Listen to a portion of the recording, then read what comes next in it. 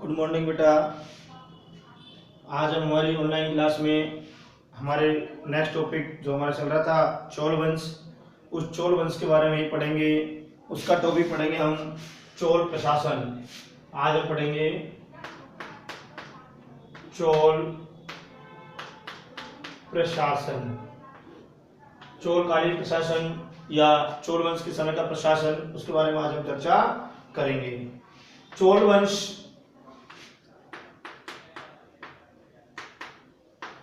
में जो शासन था वो ग्राम पंचायत प्रणाली पर आधारित था। किस पर आधारित था? ग्राम पंचायत प्रणाली पर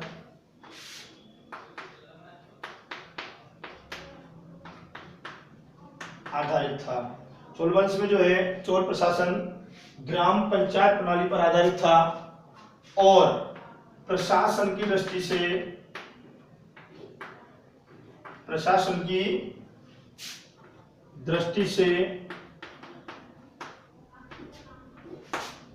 सुविधा के लिए चोल जो प्रांत था उसे 6 प्रांतों में बांटा हुआ था।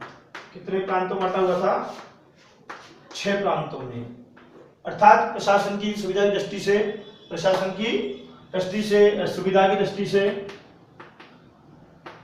सुविधा की दृष्टि से चोल जो राज था, चोल वंश था, उसे 6 प्रांतों में बटा हुआ था और इन प्रांतों को क्या कहते थे?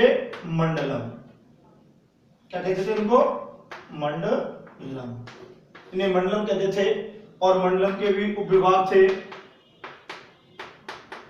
थे नाडु, कोटम आदि इसके उपविभाग थे। कोटम और नाडु जो है मंडलम के भी उपविभाग थे। ये जो है अभिलेखों में जो है नाडु की सभा को, अर्थात जो मंडलम के जो उपविभाग थे, मंडलम के उपविभाग थे कोटम और नाडु। तो अभिलेखों में जो है नाडु अर्थात उपविभाग जो था मंडलम का, उस नाडु की सभा को जो अभिलेखों में जो है नाडु की सभा को तो जो है नाट्यार क्या कहते थे? नाट्यार कहते थे। जबकि नगर की श्रेणियों को जो है नगरतार कहते थे। नगर की श्रेणियों को नगरतार कहते थे। एक बार देखो, चोल वंश में जो चोल प्रशासन था वो चोल प्रशासन ग्राम पंचायत प्रणाली पर आधारित था। कौन सी प्रणाली पर आधारित था? ग्राम पंचायत प्रणाली पर आधारित था। और उस समय प्रशासन की सुविधा की दृष्टि से जो है चोल को जो है 6 प्रांतों में बांटा गया था। कितने प्रांतों में बांटा गया था? 6 प्रांतों में बांटा गया था।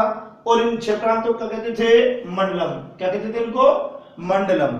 और मंडलम के वो विभाग थे जिन्हें कोट्यम, नाडु आदि कहते थे। ये जो है अभिलेखों में नाडु की सभा को तो जो है नाट्यार कहा जाता था, जबकि नगर की श्रेणियों को नगरतार कहते थे। क्या कहते थे? नगरतार। गांव के मुखिया अर्थात प्रतिनिधि, गांव के जो प्रतिनिधि थे वो प्रतिवर्ष नियमित है निर्वाचित होते थे।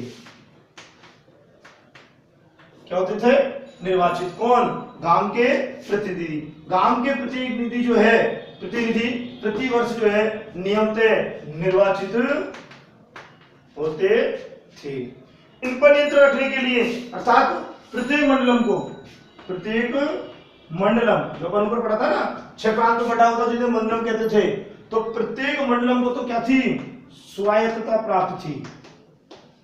प्रत्येक मंडलम को तो स्वायत्तता प्राप्त थी। जबकि राजा के ऊपर नियंत्रण रखने के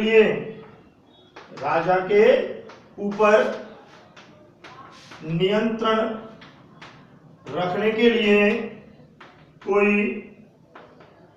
केंद्रीय विधानसभा नहीं थी। कोई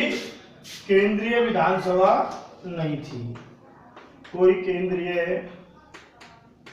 विधानसभा नहीं थी।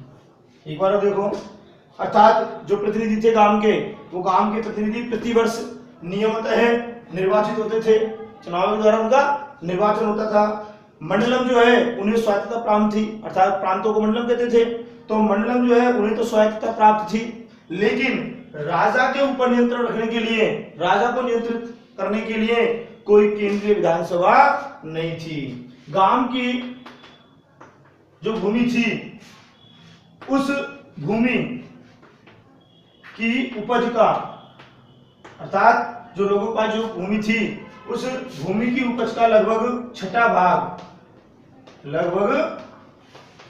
भाग जो है वो लगान के रूप में वसूल किया जाता था। कौन सा भाग? छठा भाग। भूमि की उपज का लगभग छठा भाग, भूमि की उपज का छठा भाग जो है वो लगान के रूप में वसूल किया जाता था, लगान के रूप में देना पड़ता था, किया जाता था। ये जो लगान है, ये लगान या तो अनाज या फिर स्वर्ण मुद्राओं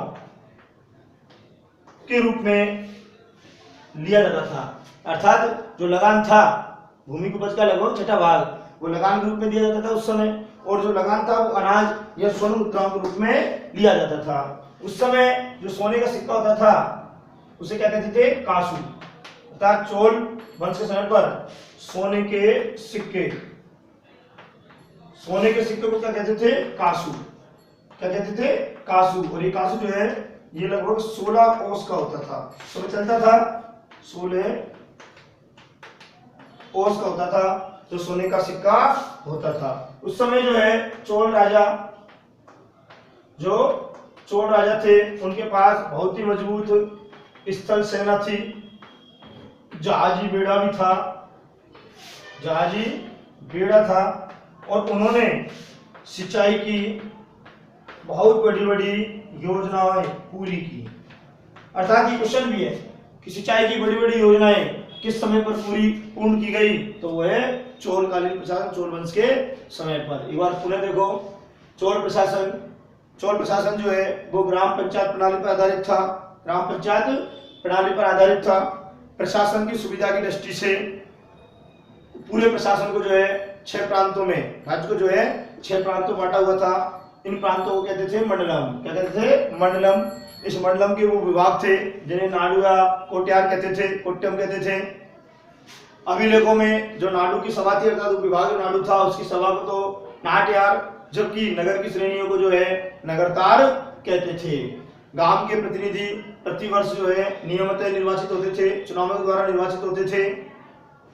मंडलम जो है उन्हें स्वायत्तता प्राप्त थी, मंडलमों को स्वायत्तता प्राप्त थी, जबकि राजा के ऊपर नियंत्रण रखने के लिए कोई केंद्रीय विधानसभा नहीं थी जो राजा के ऊपर नियंत्रण रख सके।